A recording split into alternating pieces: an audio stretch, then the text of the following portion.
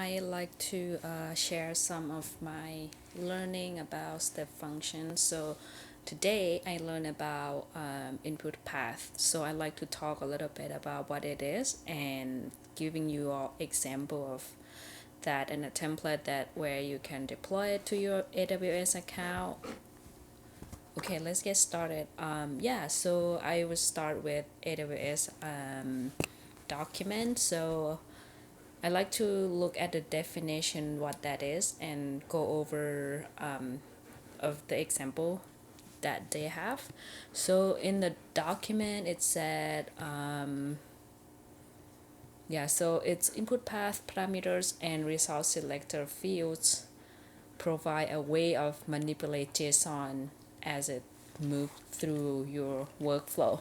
So the input path can limit the input passes by filtering the JSON annotation by using path. So it's basically just a way that you can select portion of your state input. So let's see example that they have here.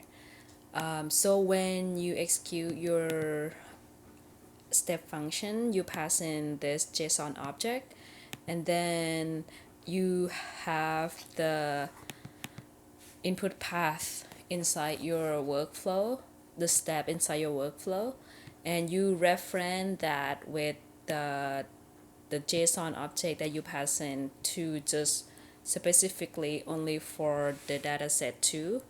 So if you look up here, it's going to select only this object and pass it in to the input path that will pass into your either Lambda function or something else. So the output would be just the data from the dataset 2. Okay, so let's see the example. I will deploy my template. So I'll specify my profile because I use my personal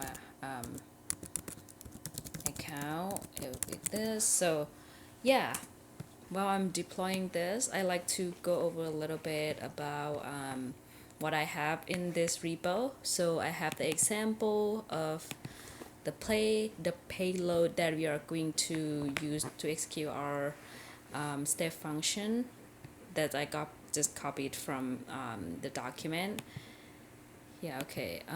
Deploy to stage. Yeah, I have deployed this before, so I haven't made any changes.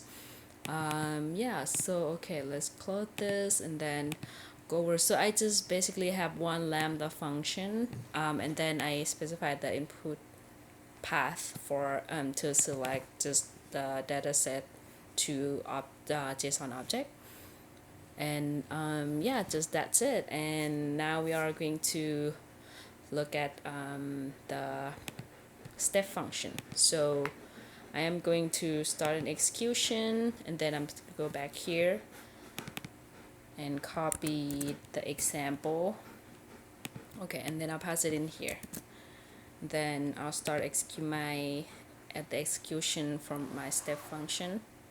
Yeah, and the thing's pretty quick. So as you can see here, we have the input as we pass in, and then we can look here. So the input that we pass into our Lambda function just coming in the form of it'll be the input JSON object, and replace that with the dataset 2 from our input.